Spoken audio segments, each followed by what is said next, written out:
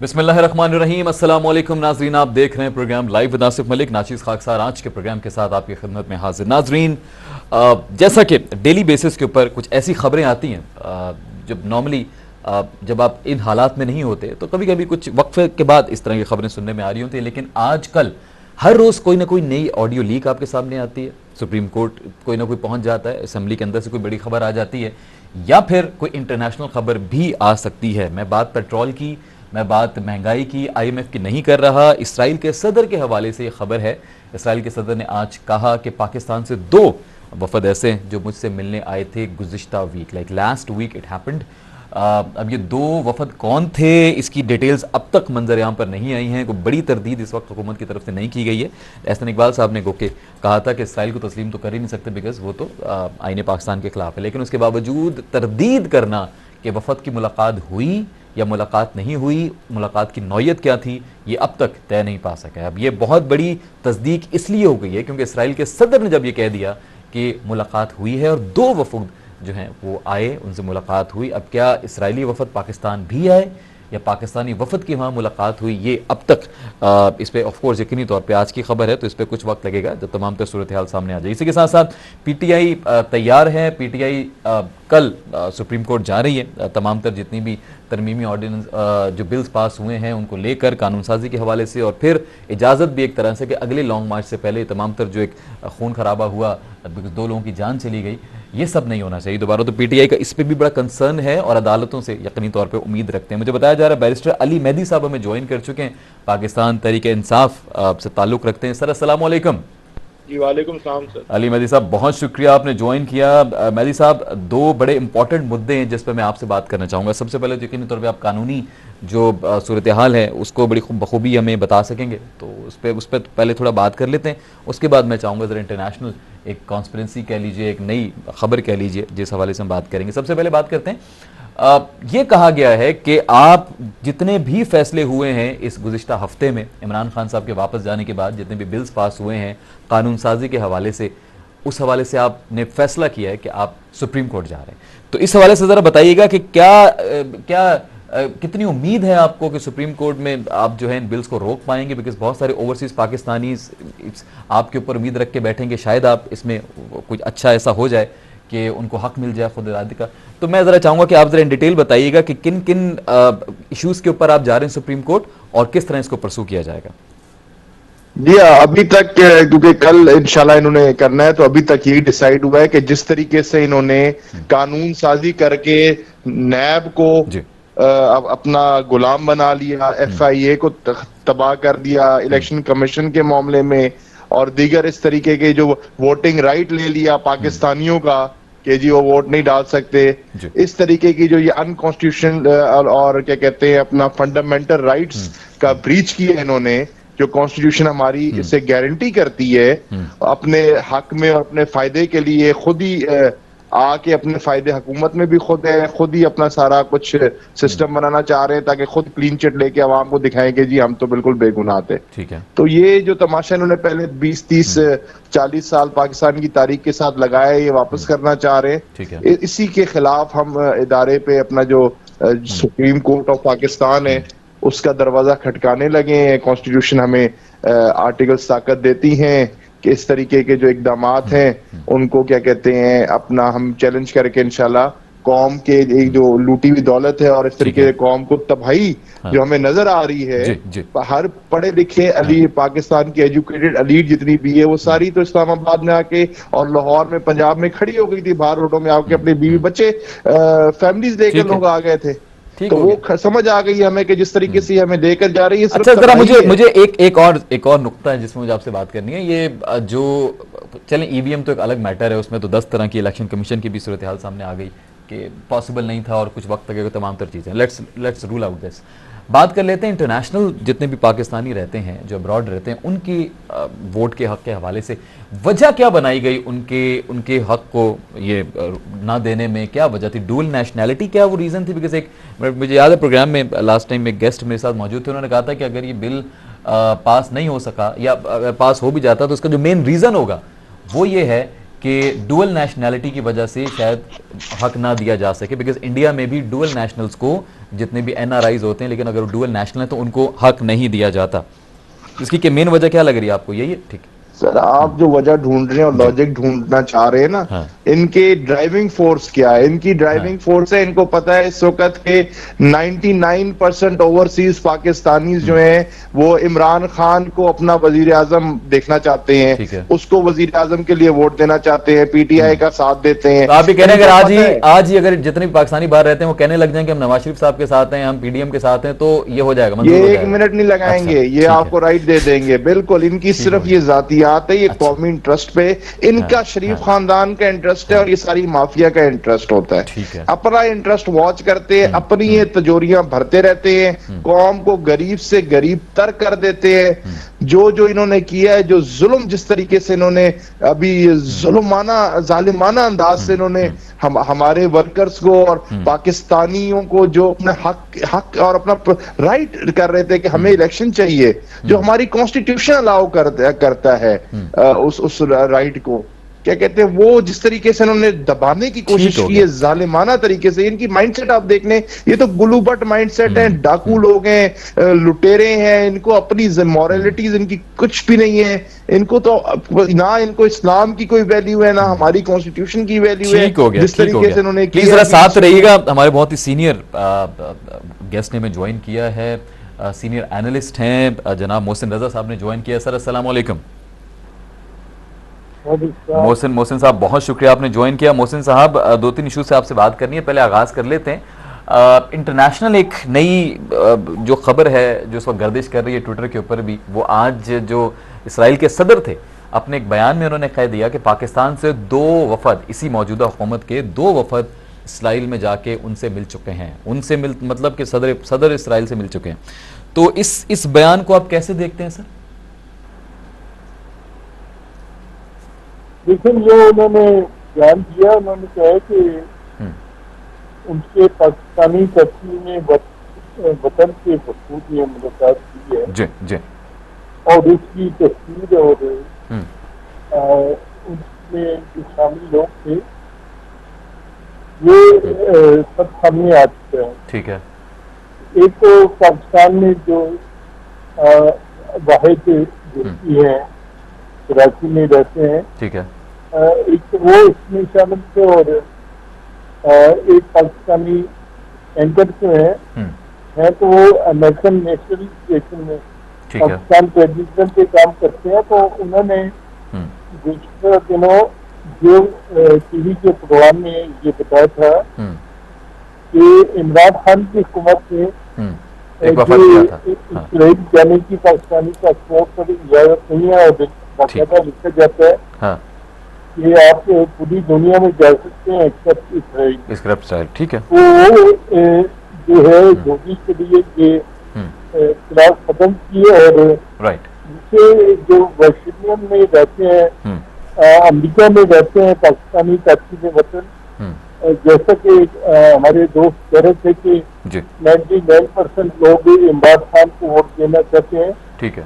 तो शायद वो इमरान खान की हानि है या नहीं है, ये तो वो जो ही बता सकते हैं। लेकिन इस तारकीन वतन में जाके इसराइल के सदर से मुलाकात की है, उनका थोड़ा मजहबी हंगामी के बारे में था। अच्छा, ठीक हो गया, ठीक हो गया। मैं इसी पर जरा कमेंट लेना चाहूंगा आपसे अली मेहदी साहब, जरा बात कर लीजिएगा ये जो आज सदर इसराइल ने बयान दिया है नए वफद के हवाले से, और इस तरह एक वक्त कहा जाता है कि एक वक्त पहले भी गया था PTI के दौर में भी, जिसमें एक बड़े मारूफ एंकर पर्सन भी शामिल थे। तो आप क्या PTI के इस वक्त क्या मौक़िफ़ है? पहले मैं चाहूंगा पार्टी मौक़िफ़ अब तक कोई बन चुका है उसके ऊपर तो वो बताइएगा, वरना फिर ज़ाती हैसियत में बता दीजिएगा कैसे देखते हैं इस बयान को। पार्टी का क्लियर मौक़िफ़ है, जो पाकिस्तान के फाउंडर जिन्ना साहब, जिनके साथ पूरी कौम ने स्ट्रगल करके अपने घर बार छोड़े, अपनी जाती दौलत, अपनी हर चीज की कुर्बानी दी, अपनी औलाद बच्चों की कुर्बानी दी, अपने घरों की कुर्बानी दी, उनका यही मौक़िफ़ था जब तक मुसलमान फलस्तीन का हक नहीं मिलता, हम तब तक ये क्या कहते हैं इजराइल की स्टेट को रिकॉग्नाइज नहीं करेंगे। ठीक हो गया। इसी तरीके से इन्होंने कश्मीर पे किया, आते साथ इन्होंने इंडिया से अपने राब्ते बहाल किए हैं। अब ये अपने ग्रेटर प्लान अपने मास्टर्स को प्लीज करते हुए रशिया से सस्ता ऑयल ले नहीं सकते, अमेरिका से की लॉबी में जाके ये महंगा ऑयल लेते हैं, उन्हीं के जो मास्टर्स हैं उनको अब ये प्लीज कर रहे हैं। आपका आर्टिकल 40 है कॉन्स्टिट्यूशन का, जो क्लियरली वजाहत करता है कि आपके ऊपर पाबंदी है, आपकी स्टेट के ऊपर, आपके स्टेट के एक्टर्स के ऊपर और हर पाकिस्तानी के ऊपर कि हम लोग मुसलमान उम्मा के साथ खड़े होंगे। हम मुसलमान, ये इन्होंने आर्टिकल की वायलेशन की है। अच्छा। इजरायली सदर को, और ये जितना भी अब ये डिनाई कर रहे हैं ये सब कुछ करेंगे। तो क्या ये खान साहब के अपनी कुर्सियां बचाते हैं, खान साहब इनको जो कौम से कोई इंटरेस्ट नहीं है किसी के साथ, इनको अपनी बादशाहत नजर आती है। हाँ। इनको सिर्फ अपनी कुर्सियां नजर आती हैं, अपनी धन दौलत नजर आती है, सारा पैसा तो ये अपना बाहर ले गए, इतने ही अच्छे हैं। अब डायरेक्ट ठीक हो गया, ये डायरेक्ट जो है ये खान साहब के जो मौकफ था इंटरनेशनल कॉन्स्पिरेसी वाला, उसको तकवीत दे रहा है, उनके हक में बात जा रही है। ये अगर सदर इसराइल का सदर कह रहा है कि वाकई मेरी मुलाकात हो चुकी है, तो ये तो खान साहब के डायरेक्ट बयानियों को सपोर्ट कर रहा है। ये तो पीटीआई के लिए बहुत अच्छा है।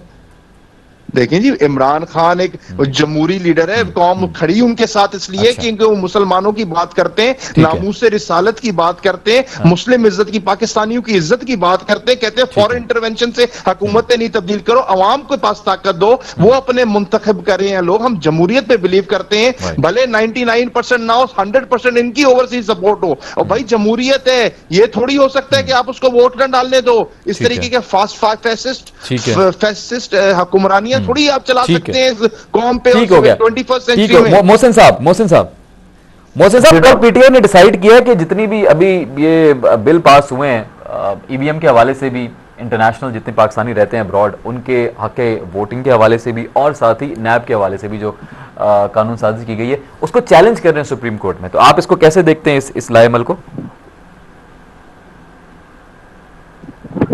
देखिए, जो पाकिस्तानी साथी अहमद कुरैशी जी, अहमद कुरैशी गए हैं, चलो मैं नाम नहीं लिया, आपने नाम बताया, उन्होंने पाकिस्तानी न्यूज चैनल पर ये वाज़ेह तौर पर बताया है कि इमरान खान के दौर पे इसराइल जाने की इजाजत दी गई है। ठीक है, एक वक्त इमरान खान साहब के दौर में, ठीक हो गया। अब पीटीआई का पता नहीं क्या मौक़िफ़ है। इन्होंने 70 साल में कभी कायद-ए-आज़म ने जो उसूल बनाया था और उन्होंने जो पैगाम दिया था फलस्तीन के बारे में जी, उसकी मुखालफत करते हुए और उसके खिलाफ जाते हुए।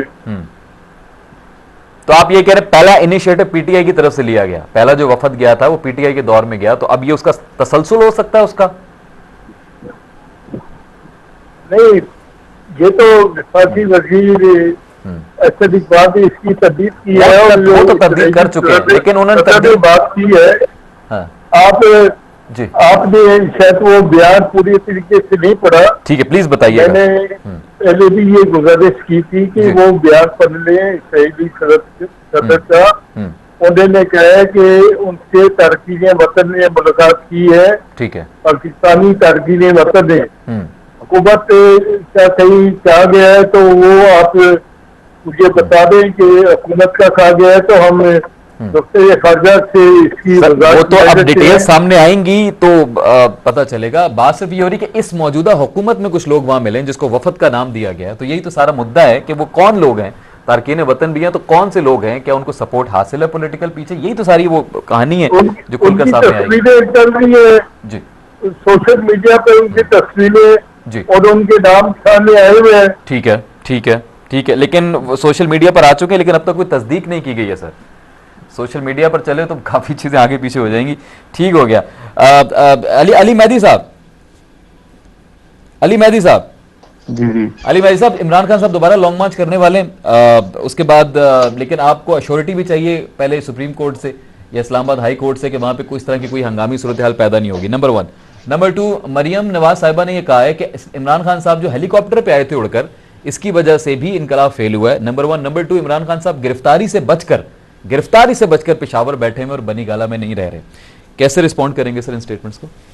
जी, मैं पहले एक मुझे मिनट देंगे। इन्होंने कहा था ये हमने शुरू की है। हमारे उस वक्त के जो फॉरेन मिनिस्टर साहब थे उन्होंने पूरी दुनिया को एक्सपोज कर दिया था कि डीप पॉकेट्स हैं इनकी, इस तरीके से मीडिया वॉरफेयर करते हैं, मीडिया को ये सारा कैमोफ्लेज करते हैं। ठीक है। दूसरी वो तो एक हमारे सीनियर साहफी हैं, उनकी तरफ से कहा गया, तो अभी तक वो एक मुअम्मा ही है वो बात, अभी कंफर्म सारी दुनिया को पासपोर्ट उन्होंने वो कोट किया हो गया। अच्छा, एनीवे सर, क्या कहते हैं अपना आपका जो भी ये सवाल है, क्या कहते हैं मरियम नवाज साहबा की क्या बातें हैं जी, उनकी तो एक बात दूसरी बात से मिलती नहीं है। अच्छा। खुद ही कुछ कहती हैं, खुद ही कुछ कहती हैं। उनके अपने वालिद भी तो बाहर भाग बैठे हुए हैं। हाँ।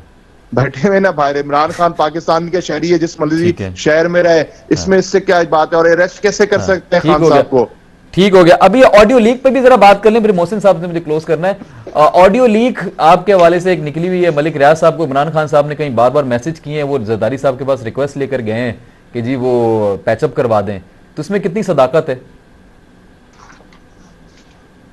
बिल्कुल ये डिनाई कर दिया, ये तो झूठ है, बिल्कुल मुस्तरद कर दिया गया। ये तो ऑलरेडी हमारी पार्टी की तरफ से बयान। तो अगर ये मुस्तरद कर दिया गया तो क्या अब कोर्ट में जाएंगे आप इस ऑडियो के खिलाफ? समा चैनल ने ये न्यूज ब्रेक की है, इस तरीके की काफी झूठी खबरें फैलाएंगे। जाहिर है वो तो खुद डेस्परेट हो गए, उनको नजर आ गया कि अवाम उनके साथ नहीं है, तो वो झूठ पे ही ये रिलाई करेंगे और वो अल्लाह की कॉल पे वो डिनाई कर रहे हैं कि झूठे पे। तो सर अगर ये खबर झूठी है, अगर ये खबर झूठी है तो आप तो खुद माशाल्लाह बैरिस्टर हैं, तो आप क्या केस करने वाले हैं चैनल्स के ऊपर, या जहां जहां पे भी ये जिस शख्स ने ये खबर चलाई है, ये ऑडियो लीक की है, अगर इसमें कोई सदाकत नहीं है? बड़ी मशहूर सेइंग है कि you don't turn around and क्या कहते हैं, रिप्लाई टू एवरी। सर ना करें इस सिचुएशन में, तो मेरे ख्याल में आपको हर जगह रिप्लाई करना पड़ेगा। Everything is on stake. देखिए जी, ये हर रोज ये झूठ बना रहे हैं। ठीक है। जब तक ये खुद सीरियस पैनल्स पे नहीं आएंगे, कोर्ट्स में हमसे जवाब इस तरीके से नहीं मांगा जाएगा, हम इस तरीके की झूठी हर खबर का जवाब तो नहीं। अगर पूछा गया तो हमने कह दिया कि हमारी पार्टी तरफ से क्लियर स्टैंड है कि हमने नहीं किया। अब ये साबित कर दें कि हम झूठ बोल रहे हैं, क्योंकि ये कर नहीं सकते, ये हर चीज इस तरीके की मैनिपुलेट। चलो वो अभी पीएमएलएन से गेस्ट ज्वाइन करेंगे ब्रेक के बाद। मैं चाहूंगा कि आप रहें, आपसे मैं आगे बात करता हूं। मोहसिन साहब, ये ऑडियो लीक का मामला देखा है आपने? अब ये मलिक रियाज साहब बीच में क्या कर रहे हैं? मलिक रियाज साहब कॉल कर रहे हैं जरदारी साहब को। जरदारी साहब की तबीयत भी शायद उस वक्त नासाज लग रही थी, फिर भी उन्होंने कहा जी इम्पॉसिबल है, पैचअप हो ही नहीं सकता। कैसे देखते हैं आप इस ऑडियो लीक को सर? फेक है इस बारे में तो खबरें काफी पहले से आ रही थी जी। अच्छा। और काफी मौसम बेग, तलत हुसैन और जीदा फरूगी ने जी इसके बारे में पहले से ही बता दिया था कि अच्छा। मदद रियाज के जरिए पैरों में पड़ने की कोशिश की गई है। ठीक है। और जरदारी ने इनकार कर दिया। ठीक है। ठीक है। तो उस बात को उस वक्त सीरियस नहीं लिया गया, क्योंकि इसका कोई सबूत नहीं था। ठीक है। अब सबूत आने के बाद चाहिए तो ये कि इमरान खान ने खुद इसकी वजाहत करे जी और बताए कि ऐसी कोई बात नहीं है। तमाम इनके साबका मिनिस्टर्स की तो वजाहत आ गई, वो कह रहे हैं सब कुछ भी नहीं है, सब फेक है, और ये तरीका है इमरान खान साहब को डिफेम करने का। तो शायद महमूद कुरैशी साहब को कैसे पता है कि ये ऑडियो फेक है? वो कह रहे हैं इमरान खान साहब तो कुछ कर ही नहीं सकते। इमरान खान साहब तो कभी भी इन लोगों के आगे एनआरओ की बात नहीं करेंगे, कभी भी ऐसा नहीं हो सकता, सवाल ही पैदा नहीं होता। दो टोक कह दिया गया। अब इसकी ऑथेंटिसिटी कैसे चेक होगी सर कि ये वाकई फेक है? क्या ये करवाएगा कोई फॉरेंसिक? किसको करवाना चाहिए? पीटीआई को नहीं करवाना चाहिए?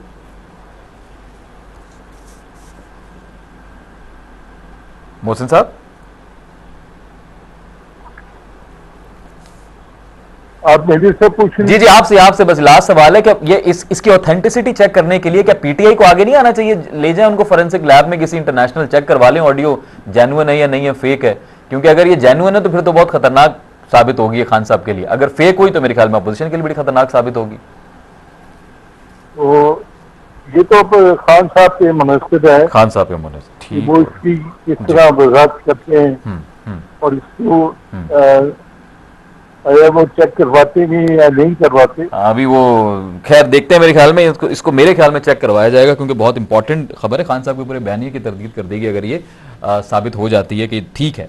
ठीक है जी, मोहसिन रजा साहब बहुत शुक्रिया, सीनियर एनालिस्ट इन्होंने ज्वाइन किया। अली मेहदी साहब आप प्लीज हमारे साथ रहें, अभी ब्रेक के बाद दीगर जमातों से भी मोअज़्ज़ज़ मेहमान ज्वाइन करेंगे, उनसे कुछ मैं चाहूंगा कि बात हो इस मौजू के ऊपर। नाज़रीन आप कहीं मत जाइएगा, देखते रहिए चैनल 6।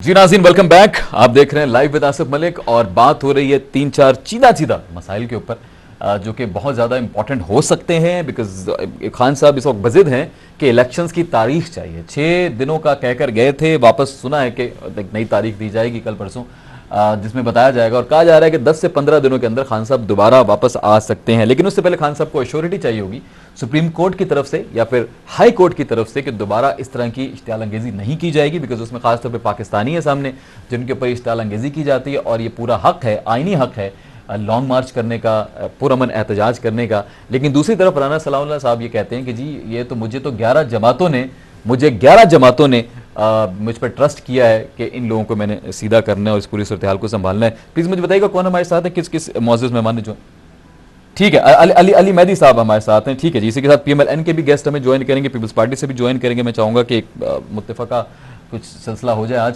अली भाई, ये राना सनाउल्लाह ने कहा जी 11 जमातों ने मुझ पर ट्रस्ट किया है, मैं उनका ट्रस्ट तो नहीं टूटने दूंगा, तो इस कमेंट को कैसे देखते हैं सर? जी ये PDM के जो केस आपने उन पे केस भी करवा दी, उसका भी जरा बताइएगा क्या फॉलोअप है केसेस का? रिश्वत से जो इन्होंने पूरी इम्पोर्टेंट गवर्नमेंट हम पे नाजिल की है जी, ये आप याद रखें। इनके ऊपर ट्रस्ट ये कोई बादशाह है, हाँ। एक बनाना रिपब्लिक है, ये इनकी कोई बादशाहत है कि जो ये हुक्म चलाएंगे वो चल जाएगा। कानूनी जो हक है वो किसी का ले सकते हैं, ये किसी के ऊपर, लोगों के ऊपर झूठे मुकदमा चला रहे हैं। ये शरीफ आदमी है ज़ुबैर न्याजी, उसके ऊपर इतना ज्यादा असला इन्होंने डाल दिया है जिसका कोई ताल्लुक ही नहीं है इस तरीके की चीजों के साथ। जिंदगी में उसने कभी असला नहीं उठाया होगा। उसको ये जो ये करने, इनको करने देंगे, है ही फैसिस्ट, इससे भी ये बुरा करेंगे, हम इससे भी बुरे की उम्मीद है इनसे। अच्छा, हम इसलिए एक जमहूरी निजाम को सपोर्ट करते हुए हम जमहूरी इदारों के पास, हम अपनी अदालतों के पास दरवाजे खटका रहे हैं कि जी हमें पुरअमन एहतजाज करने दें। इस तरीके से ये हमारे दबा भी नहीं सकते और हमारा हक नहीं। और जो ये बदमाशी और जिस तरीके का जुल्म ये इन्होंने किया है, ये अगर ये फिर से करेंगे तो कौन क्या कहते हैं, इनको क्या कहते हैं, इनके पास कौन सी मॉरल अथॉरिटी है इस तरीके का काम कर? कोई इंडिया से लोग आ रहे हैं, कई कोई दुश्मन मुल्क से लोग आ रहे हैं, पाकिस्तानी अवाम है जिनके टैक्सेस पे, इन पुलिस ऑफिसर्स और इन सबको टैक्सेस पे इन्हीं से तनख्वाहें ये लेते हैं, इन्हीं के मुलाजिम है, पब्लिक सर्वेंट्स हैं। ये पब्लिक सर्वेंट्स को, ये तो घर के चौकीदार को कह रहे हैं कि घर को, मालिक को मारना शुरू कर दो। इनकी क्या औकात है कि ये इस तरीके की बातें कर सकते हैं? PDM हो, 11 जमातें हो, इनकी तारीख कौम के सामने है इन सारी 11 जमातों की। प्लीज बैरिस्टर साहब हमारे साथ रहिएगा। हमें ज्वाइन किया है पाकिस्तान पीपल्स पार्टी के सीनियर रहनुमा नवाबजादा इफ्तिखार अहमद साहब और रुकन कौमी असम्बली हैं। सर अस्सलाम वालेकुम। वालेकुम सलाम साहब बहुत शुक्रिया, काफी अरसे बाद आपसे बात हो रही है, काफी कुछ बदल गया, लेकिन जो नहीं बदला वो खान साहब की सूरत हाल और मेरे ख्याल में हुकूमत के बीच में जो रिफ्ट चल रही है वो वैसी की वैसी है और एक जंग जारी है, रस्साकशी जारी है, सियासी रस्साकशी। अब मैं सबसे पहले आपसे बात करना चाहूंगा, ये एक नई आज खबर सुनने में आ रही है कि इसराइल से कोई वफद गया है हुकूमत का मिलने के लिए।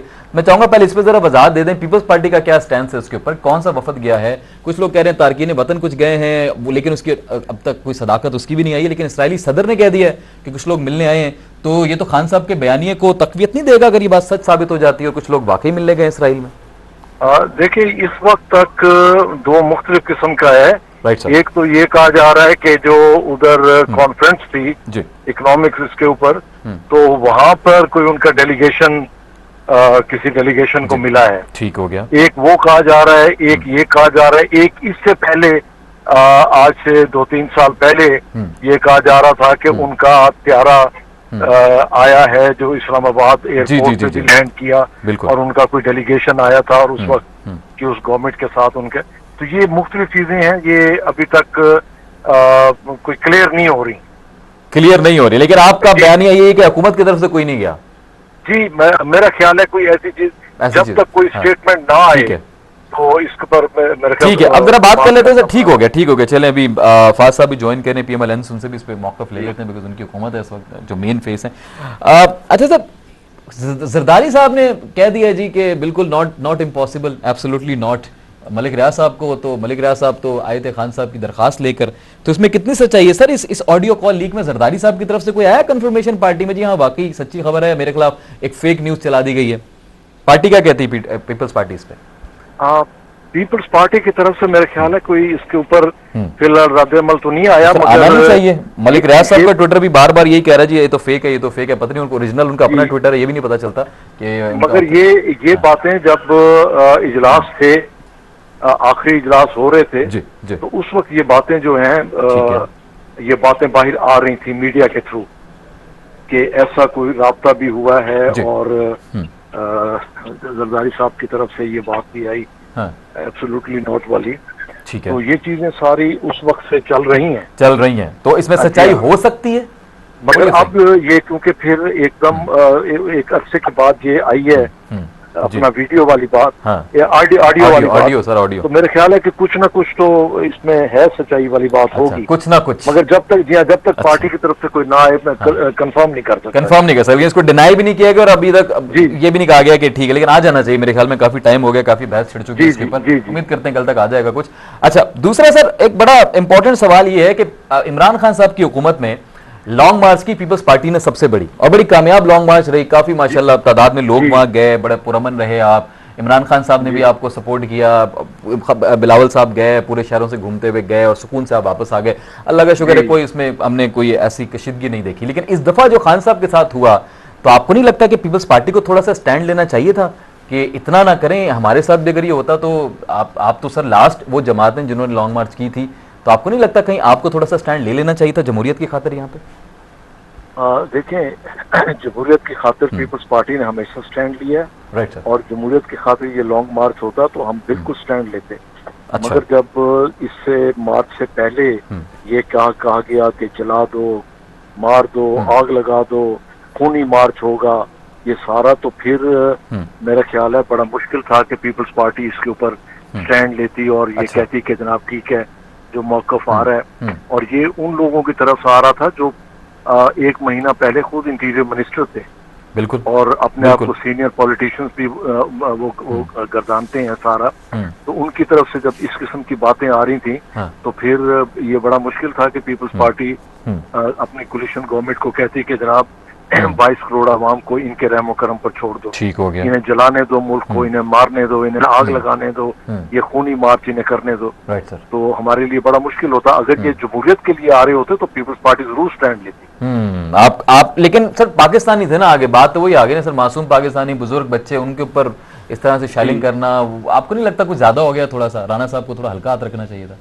नहीं, आप ये देखें कि लाहौर में 2-1 रोड्स पे ऐसा हुआ, और उसके ऊपर उसके अलावा आप देखें कि पूरा 95% लाहौर खुला रहा, ठीक है, बाजार खुले रहे। लेकिन और सर बात सिर्फ लाहौर की नहीं हो रही ना सर, वो नॉर्मल रही इस्लामाबाद। इसी तरह इस्लामाबाद में जिस तरह इन्हें फ्री हैंड जब सुप्रीम कोर्ट का ऑर्डर आ गया जी, तो तमाम रुकावटें हटा दी गई। फिर जो रिएक्ट इन्होंने किया, जिस तरह ब्लू एरिया में आग लगाई गई, जिस तरह मेट्रो स्टेशन जलाए गए, जिस तरह ATM मशीनें लूटी गई, बाकी सारा चल ठीक हो। लेकिन मैं अगर जाती हैसियत में एक नाचीज अगर ये अर्ज करे तो मेरे ख्याल में नहीं होना चाहिए था। जिस तरह पीपल्स पार्टी की एक पुरअमन खूबसूरत लॉन्ग मार्च हुई, ये भी वैसी होनी चाहिए थी। खान साहब बैठते वापस चले जाते, उसमें आप पे नाम नहीं आना चाहिए था किसी भी जमात पे, आपसे मुराद मतलब जिस वक्त हुकूमत में जमाते हैं, और ये अच्छी एग्जाम्पल सेट होनी चाहिए थी आगे। पहले पीपल्स पार्टी ने की, फिर PTI ने की, कल को कोई और जमात करती, तो ये जो बीच में एक बड़ा बुरा एपिसोड हो गया है, मुझे लगता है कि ये बड़ा हॉन्ट करेगा आने वाली सियासत में तमाम जमातों को। जी बिल्कुल, ये नहीं होना चाहिए था। ये किसी के लिए भी ये मुनासिब नहीं है। बिल्कुल बिल्कुल, अपना मुल्क है, हम अपने मुल्क का नुकसान दैट्स द पॉइंट सर। जमहूरियत के लिए मार्च जरूर करें, आप सब, आपका हक है। राइट सर, जी ठीक हो गया। अच्छा सर, एक बड़ा इंपॉर्टेंट सवाल ही, अभी बैरिस्टर अली मेहदी साहब भी हमारे साथ मौजूद हैं, कानूनी टीम से ताल्लुक रखते हैं PTI की, जितने भी केसेस सुप्रीम कोर्ट में जा रहे हैं उसकी तमाम तर चीजें प्रोसीड कर रहे हैं। सर आपने जितने भी बिल पास करवाए, सबसे पहले वो तमाम बिल आप खुद MNA माशाल्लाह, जितने भी कौमी असम्बली से बिल पास हुए कानून साजी की मैं बात कर रहा हूँ, चाहे वो EVM के हवाले से हो, चाहे वो NAB के हवाले से हो, चाहे वो हक़ वोटिंग का हो, जितने भी हमारे अब्रॉड में पाकिस्तानी रहते हैं, वो तमाम बिल आ गए।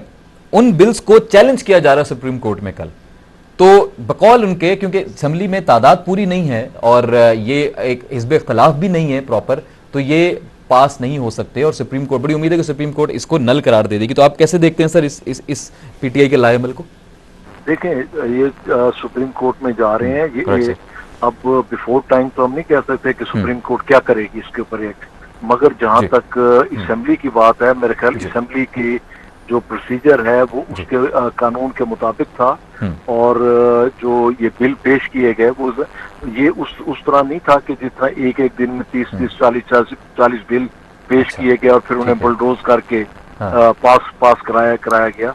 और इसका बकायदा बिल ले डाउन हुआ, उसके ऊपर बकायदा वोटिंग हुई, उसके ऊपर बकायदा स्पीचेस हुई, सबने अपनी राय दी, जीडीए मौजूद थी वहां पर, खुद पीटीआई के अरकान वहां पर मौजूद थे, बाकी पार्टीज थी, एमक्यूएम थी, जमीयत उलमा इस्लाम थी, दूसरी पर आजाद 11 जमातें और जीडीए के लोग थे, सबने उसके ऊपर अपनी राय दी।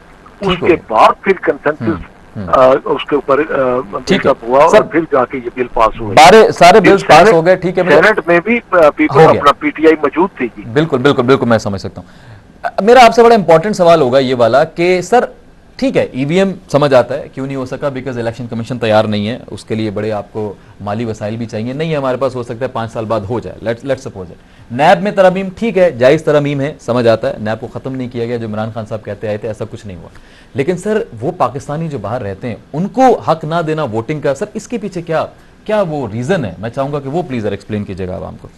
इससे बड़ी ज्यादती और कोई नहीं हो सकती अगर ये कहा जाए कि असेंबली ने उनसे वोट का हक छीना है। अच्छा, असेंबली ने, अगर आप गौर से इसे देखें पढ़ें, असेंबली तो एक कदम और आगे गई है। अच्छा, प्लीज सर इसको थोड़ा सा आसान अल्फाज में समझा दें। उन्हें इसमें नुमाइंदगी देने की बात की है। अच्छा, कि वोट का हक भी इलेक्शन कमीशन को कहा है कि आपने, अच्छा आपके कई खलीजी ममालिक ऐसे हैं जहां पर ये आजादियां नहीं है, ठीक है, और उसका भी इलेक्शन कमीशन को कहा है कि उसका भी आप देखें कि वो वोटर किस तरह अपना वोट कास्ट करेगा। अच्छा, और ये जो 3 दूसरे बड़े आजम हैं उनके वोटर किस तरह कास्ट करेंगे, और अच्छा, उनकी बकायदा उन्हें एक नुमाइंदगी दी जाए असेंबली के अंदर, वो जिनके पास ड्यूअल नेशनैलिटी नहीं है, ठीक है, सिर्फ पाकिस्तान की नेशनलिटी, उन्हें बकायदा हक दिया जाए ताकि वो यहाँ पर असेंबली में आकर उनके मसाइल उनके ऊपर बात कर सके। सारा इस बिल में तो मेरा ख्याल है कि हम इनसे बहुत आगे चलेंगे आगे। ठीक है, मैं चाहूंगा अली मेहदी साहब, बैरिस्टर साहब, कानूनी जरा एतबार से जरा बताइएगा कि अब सर बहुत ही मौजूद सीजन्ड पॉलिटिशियन है, यकीनी तौर पे इनकी मौजूदगी में तमाम बिल पास हुए, तो आप, मैं चाहूंगा इसको जरा कानूनी नजर से देखिएगा, क्या सब ठीक है जितना कहा जा रहा है, कानूनी हैसियत में ऐसा ही हुआ है सब? कानूनी बातें की, एक तो उन्होंने बोला है कि पीटीआई के अरकान मौजूद थे, नहीं पीटीआई के अरकान सेनेट में, जी नहीं, नेशनल का भी उन्होंने जिक्र किया है, सेनेट वालों ने तो खिलाफ ही वोट दिया होगा।